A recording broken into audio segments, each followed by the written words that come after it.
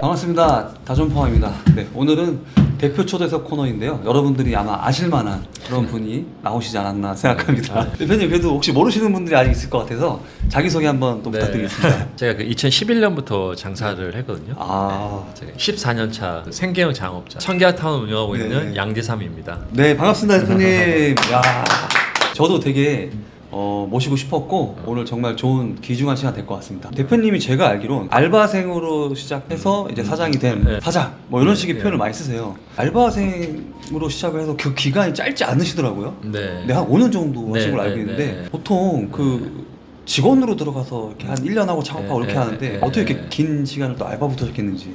일단 25살 때부터 30살 때까지 아르바이트라는 개념보다 약간 식당에서 종업원으로 일을 했고 사실은 뭐 올해 하고 싶어서 한 게 아니라 돈이 없잖아요. 그걸 모아야지. 그렇죠. 예. 제가 알기로는 호텔 조리과 출신으로 알고 있거든요. 일을 하시면서 내가 이제 계속 이런 호텔 쪽으로 가서 셰프의 길, 아니면 음식의 전문가가 되는 길을 갈 것인가, 아니면 운영과 접객의 전문가로 가고 업장을 운영할 것인가, 이런 고민을 좀 했다고 들었어요. 뭐 결론적으로 보면 좀 부적응자일 수도 있죠. 호텔 요리사 된다는 거는 엄청 힘든 일이에요. 낙타 바늘구멍 지나가는 거하고 똑같아요. 일하는 사람의 수는 정해져 있는데 후배들은 자꾸 양산이 되니까 일단 경쟁 자체도 힘들고 호텔에서 요리 배우려면 10년 넘게 써야 돼요. 소스 한 1년 거르고 아이스베스 이런 거 한 1년 하고 짐 좀 나르고 그거 벌써 3년이야. 장사하고 싶어서 저는 호텔 쪽으로 간 건데 그래서 장사를 좀 배워봐야겠다 그때 생각을 했죠. 장사로 그 나갈 때 두렵지 않으셨어요?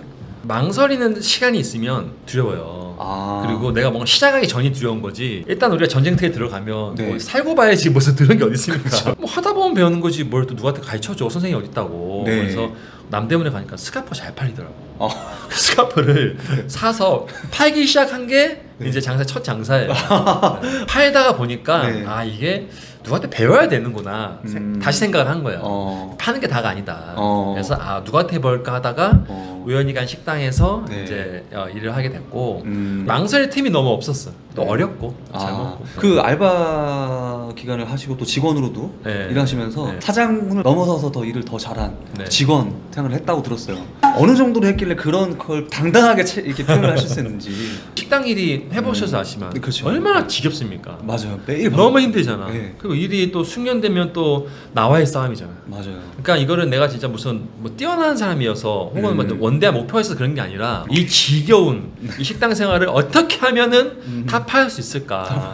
그럼 내가 기준점이 내가 돼야 되는 거잖아. 남의 기준에 내가 뭘 좀씩 맞춰보고 좀 이렇게 잘하는 척하고 이러면은 내가 그 흥이 안 나잖아요. 저는 그걸 드라이브 걸린다고 생각하는데 나만의 어떤 드라이브를 걸기 위해서는 결국에 그런 주관적인 생각, 사장의 생각을 할 수밖에 없더라고 보니까. 스스로의 어떤 새로운 미션을 준 거네요. 현재 청계화타운이 대표적인 대표님 브랜드죠. 그 외에도 또 운영하는 브랜드가 있지 않습니까? 환경사이라는 고깃집도 있고 최근에 뭐 제가 합류된 뭐 대봉삼겹살이라는 뭐 고깃집도 있고 또 야키토리집도 하나 하고 있고 뭐 잔잔바리로 하긴 하는데 청계화타운하고 이 브랜드 엮진 않죠. 고객군이 좀 너무 다르고 다 이거를 챙겨간다는 게 너무 힘들어요. 그래서 대표적인 걸 뭐 하나 먼저 성공을 시켜놓고 나서 다음에 해야겠다 생각이 있어서. 지금 청계화타운이 전국에 몇 개 점포가 있고 연매출액이 어느 정도 되는지 지금 청계화타운은 매장은 31개고요 직영점이 9개예요 그리고 직영점 매출이 200억 가맹점의 유통 매출이 200억 합쳐서 400억. 거의 실 매출이네요. 보통은 이제 가맹점주의 매출액을 얘기하는데 물류 납품했던 그 매출 가오가 있지. 그거 어떻게 남의 매출을 또 우리의 매출이라고. 현재 결과를 보면은 양삼 대표님 부럽고 또 참 대단해 보이시고 그렇겠지만 또 이분이 여기까지 오기에는 고통의 과정과 성장통도 많이 겪었을 거라고 보거든요. 오히려 저는 그거를 궁금해하는 게 더 좋다고 보거든요. 외식업에서는 진짜 이렇게 실전의 경험이 풍부하게 있는 분들이 책을 쓰는 경우가 거의 전무해요. 근데 이번에 양삼 대표님이 일하는 사장의 생각이라는 책을 쓰셨는데 이 책에 거의 대표님의 14년에 어떤 노하우가 들어있는 거잖아요. 대표님 근데 책 쓰면 보통 잘난 척이라고 할까요? 그런 게 들어가 있어야 되는데 이 책은 대표님의 그런 매출액부터 아무것도 거의 안 나와 있어요. 지금까지 과정의 어떤 성과에 대한 어떤 증명을 하고 싶어서 이 책을 쓴 게 아니고 최근에 이 프랜차이즈 대표님들 모이는 데 가서 이렇게 누가 이렇게 술을 한 잔 다른 사람한테 줬는데 술 안 먹는다는 거야. 왜 안 먹냐고 하니까 자기 공황장애 있다는 거야. 그 사람이. 그래서 술 따라주신 분이 여기에 공황장애 없으신 분은 그러니까 30명의 공황장애 다 있다는 거야. 그러니까 뭐 이렇게 성과가 있으면 다 그 반대되는 고통들이 다 따라요. 그렇죠. 우리가 자꾸 성과만 얘기하면 네. 이제 우리를 팔로잉하고 우리를 그래도 배우려고 하는 사람들이 여기에 네. 뭐 구독자가 될 수도 있고 마치 그냥 뭐 좀 하면 이게 다 되는 줄만 알 수도 있잖아요. 어떤 고민이 있었고 어떤 과정들이 있었고 어떤 생각을 하고 있는지에 대한 네. 그런 얘기를 해주는 게 네. 오히려 낫겠다. 왜냐면은 누군가 한 명은 하나의 생각에 그 고리를 해결을 못해서 성장을 못하는 사람도 있고 그렇죠. 지금 본인들이 하는 고민이 내가 이거 해도 되는 고민인지 아닌 건지 네. 나는 왜 이런 고민을 하고 있는 건지 그때 맞는 거거든요. 그거 네, 맞는 고민이잖아요. 맞아요. 그 단계에 맞는 고민이잖아요. 맞아요. 그 당연한 거다, 잘하고 있는 거다라는 어떤 그런 응원서이고 싶지 나의 어떤 그냥 잘난 척에 대한 그런 서적이고 싶지는 않다. 네. 어쨌든 양삼 대표님 모시기 힘든 분이니까 이 책에 있는 내용 플러스 또 개인적으로 제가 우리 구독자분들이 궁금해하셨던 그런 사업적인 부분들 최대한 뽑아내서 가겠습니다. 대표님 일단 뭔가 하나 제가 받아내고 시작하겠습니다. 저희 다점포 그 구독자분들을 위해서 이 책 20명 선착순으로 좀 제공할 수 있을까요? 그럼요. 그리고 저 그 부르기 되게 쉬워요. 자주 불러주세요. 자주 불러야겠네요. 고정 댓글에 제가 어떻게 받는지 남겨놓을 테니까요. 고정 댓글 참고해 주시기 바라고요. 감사의 댓글과 응원의 댓글 많이 남겨주시면 감사드리겠습니다. 자, 그럼 우리 이 책에 있는 내용을 좀 파보도록 해보겠습니다. 사람을 다루는 능력, 직원 관리 이런 부분에 대해서 좀 막혀있고 어려움을 겪고 있는 분들이 좀 많아요. 대표님이 실제로 어느 정도의 그 직원 관리의 고통을 겪었는지 한번 얘기해 줄 수 있을까요? 사람들이 막 저를 한 번씩 만나러 와요. 너무 멋있는데 어떻게 하면 될 수 있냐. 내가 속 썩는 얘기 해주잖아요. 울면서 가요. 이게 진짜 이게 보통이 아니구나. 사람이 많으면 그만큼 고통도 따른다. 실례로 무슨 직원 한 명이 다른 직원 열몇 명한테 6천 얼마를 빌리고 배째라고 하는 일도 있었고. 그걸 모르셨던 거죠? 몰랐죠. 알 수는 없죠, 당연히. 몰랐죠. 근데 저 마감돈을 안 가져와. 저는 항상 그랬어요. 이야기가 한 번 꺾일 수 있어요. 근데 2번 꺾이는 건 이거는 신호다. 신호다. 왜 마감돈을 안 가져오냐. 근데 이제 집에 두고 왔습니다. 그래? 그럼 내일 가져와라. 또 물어봐. 집에 두고 왔는데 이거를 본가에 놓고 왔습니다. 이야기가 계속 바뀌어요. 이거는 전수조사 해야 된다. 알아봤더니 피해액이 6천 얼마가 되는 그러면서 그걸 해결해가는 과정도 너무 힘들었죠. 뭐 횡령이나 뭐 가게에 있는 고기 가져가고 이런 것들은 뭐 양반이고요. 많이 있었고 또 다 어차피 이게 겪게 될 일들이잖아요. 근데 사실은 그런 것들을 겪어내가면서 본인의 어떤 고통의 그릇을 사장의 어떤 그릇을 좀 키워야 된다라고 저는 보고 있는데 대표님은 어디에 많이 집중하셨나요?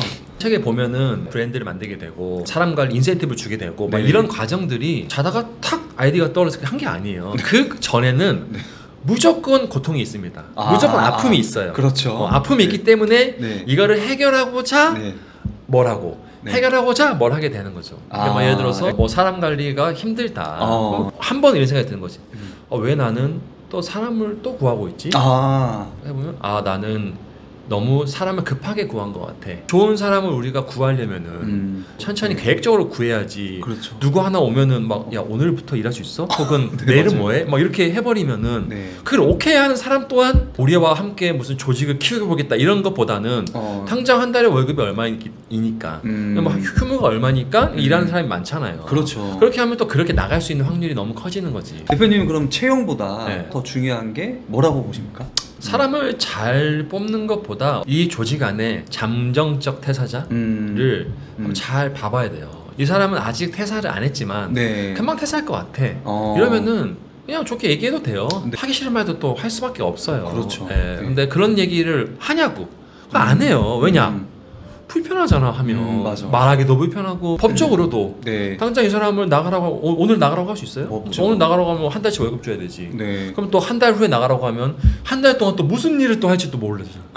지금 내가 같이 일하고 있는 사람들끼리 얼마나 그런 마인드를 통하게 하고 있는지 오래 갈 사람인지 아닌지를 판단을 먼저 해야 돼. 정말 공감하는 게 해고도 잘 하는 것도 역량이라고 보거든요. 왜냐하면 그 해고를 못함으로 인해서 미꾸라지 한 마리가 또 다른 또 미꾸라지를 만들어 버리잖아요. 정말 악의적으로 나쁜 사람도 있어요. 사장은 돈 벌어주려고 하는 거야. 너무 열심히 하지 마.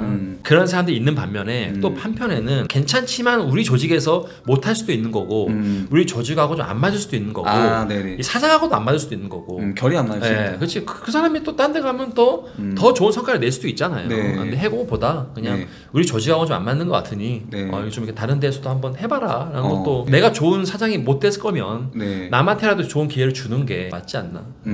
이거를 보는 사람들 이렇게 물어볼 수도 있어요. 어떤 사람을 내보내요? 어떻게 내보내요는 뭐 그렇죠. 우리가 하면 되는데 어떤 사람을 내보내요?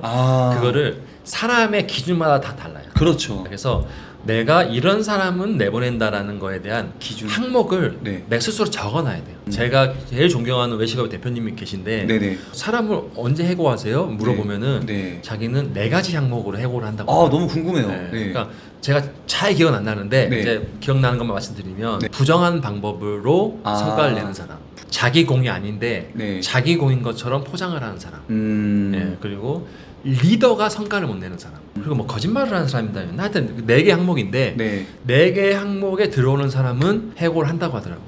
대표님의 기준이 한 가지라도 좀 알려주시면. 저요? 이 조직에서 이 친구보다는 다른 누군가가 오는 게 낫겠다, 혹은 다른 사람이 성과를 낼 수 있다라는 생각이 들면 저는 제가 말하는 편이긴 해요. 좋은 그 직원을 잘 키우는 것도 중요하다고 생각하거든요. 대표님이 어떤 좋은 직원을 잘 키워내는 방법, 어떤 노하우 이런 게 있을까요? 저 친구가 나랑 오래 갔으면 좋겠다 라는 그런 생각이 들죠. 그리고 오래 가려면 어떻게 할 수 있을까? 어떻게 해야 될까? 궁금해하죠. 이 생각은 행동으로 발현이 되잖아요. 물어보기도 하겠죠. 뭐 요새 일은 어떠냐? 직장 내 괴롭힘은 없냐? 가서 한마디씩 이렇게 물어봐요. 근데 그런 것들이 우리가 연결돼 있다라는 어떤 그런 게 있는 것 같고, 개별 커뮤니케이션을 통해서 이 식당을 다니는 욕구가 좀 다른 거를 좀 알려고 노력을 많이 하시는 것 같아요. 저는 그래요. 리더, 누군가를 이끄는 사람들은 나 하나를 만남으로써 기분 좋은 에너지를 줄 수 있어야 된다고 생각을 해요. 우리가 무슨 여기서 지금 바로 성과를 내야 되는 게 아니잖아요. 그렇죠. 기분 좋음으로 만나서 미션이 설정이 되고 비전이 보였을 때 같이 가도 이게 다 못할 일일 수도 있는데 그런 기분 좋음이 없이 엑셀상의 수식으로만 이번 달 인건비 25% 올랐네? 25%네? 뭐 식자재가 40%네? 그걸 물어본들 뭐 그 당장에 무슨 의미가 있어. 기분이 힘이 나야지. 그런 것들은 좀 노력을 하려고 했던 것 같아요. 그냥 농담 하려고 했던 것들. 누구를 만나더라도 소주를 납품하는 사람이건 야채를 납품하는 사람이건 다 우리의 고객이에요. 맞아. 우리 장사하는 사람인데 기분을 어루만준 일 아닙니까? 내 옆 사람의 기분을 못 만지는데 장사를 한다? 장사에 자격이 없는 거예요. 그리고 만약에 저 사람이 하기 힘든 행동들 있잖아. 그건 그냥 내가 해. 막 거리초하고 막 싸움이 났다. 그럼 저는 제가 받아요. 나서지 않지만 한 번 내가 나서야 될 때는 확실히 나서요. 너네 잘못 아니야. 너네 가만히 있어봐. 내가 앞에서 막 싸우고 있어. 근데 그런 데서 오는 대표반의 그 멋이 있잖아. 그쵸. 직원분들을 동기부여를 해주는 걸 좀 어려워하는 것 같습니다. 대표님의 어떤 직원을 동기부여하는 그런 노하우나 어떤 인사이트가 있을까요? 다른 채널에서 한 번도 얘기한 적이 없는데 제가 진짜 이 채널에서 하나 말씀드릴게요. 구독자님들 동기부여 안 해도 돼요. 왜냐하면 이 채널 정도 볼 정도의 이 노력이면은 당신들 할 만큼 하고 있는 거예요. 다른 사람들은 이런 거 보지도 않잖아요. 그렇죠. 보지도 않고 동기부여를 어떻게 할까 고민 자체를 안 해요. 그렇기 때문에 여러분들이 동기부여 한답시고 지키지 못할 약속, 말이 바뀌는 것들 이런 것만 안 하는 게 오히려 나아. 괜히 동기부여를 막 하려고 하지만 근데 하려고 하는 건 왜 하려고 하냐? 너무 빨리 성과를 내려고 하기 때문에 그래요. 너무 빨리 성과를 내고 너무 이 사람들한테 동기부여를 빨리 주려고 하고 근데 그런 직원과 직원 간의 그 로열티 있잖아요. 로열티는 단기간에 생기지가 않아요.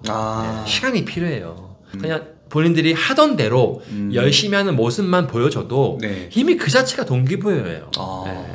진짜 이거는 너무 진짜 좋은... 딴 데 가서 한 번도 말한 적이 없는데 또 우리 대표님이 끄집어내 주나봐. 제가 딴 데서 안 했는데 찾아보겠습니다. 그 존 맥스웰의 리더십 불변의 법칙이라는 책에 그게 나오더라고요. 직원과 사장 관계는 그 사람이 나를 좋아한다. 하지만 그 사람이 내 비전을 좋아하지 않는다. 그러면 그 사장하고 같이 있는다가 있더라고요. 근데 사장은 좋아하지 않는다.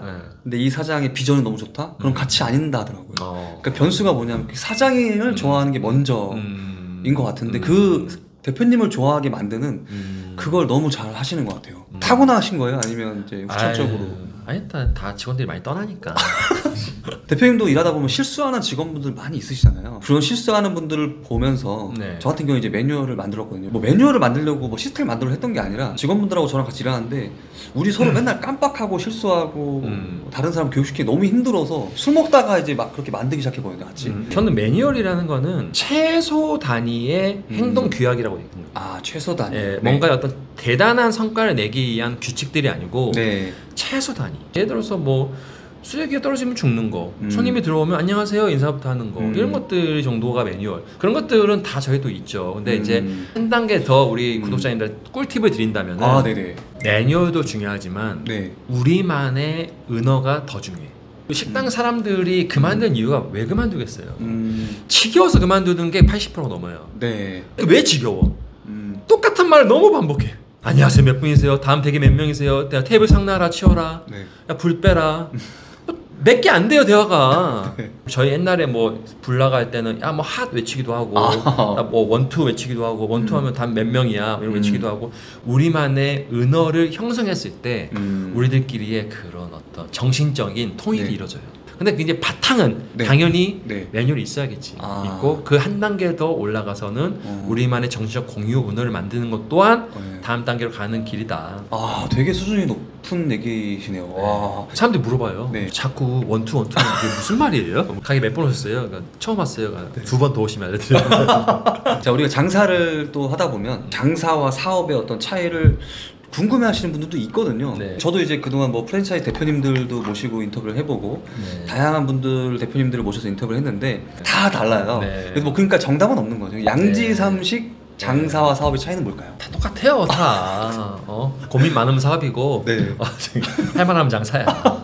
근데 뭐가 딱 달라? 한 단어만 얘기하면 저는 측정이라고 말하고 싶어. 아, 측정이요? 매달 우리가 정산을 보잖아요. 네. 그것도 측정은 측정이지. 그렇죠. 측정 도구를 만들어 가기 시작하면은 그때부터 사업이 되는 거예요. 측정을 하지 않는다라는 거는 언제 망할지 모르는 거예요. 나만의 측정 도구로 측정을 해가고 그거를 디벨롭 해나가는 과정이 꾸준히 필요해. 트래킹을 계속 해가면서 객단가를 올릴 건지 객수를 올릴 건지 아니면 효율성을 올릴 건지 이 세 가지를 계속 발전을 시켜 나가야지 죽지 않아요. 연장선상에서 지금 되게 그 경기 불황이 계속 이어지고 있잖아요. 내년 전반까지도 지금 좋지 않다는 설이 있는데 지금 다들 이 가성비를 넘어서 어떤 초가성비 이런 시장으로 자꾸 시장 개편이 계속 이루어지고 있는데 대표님은 어떻게 생각하세요? 이런 현상?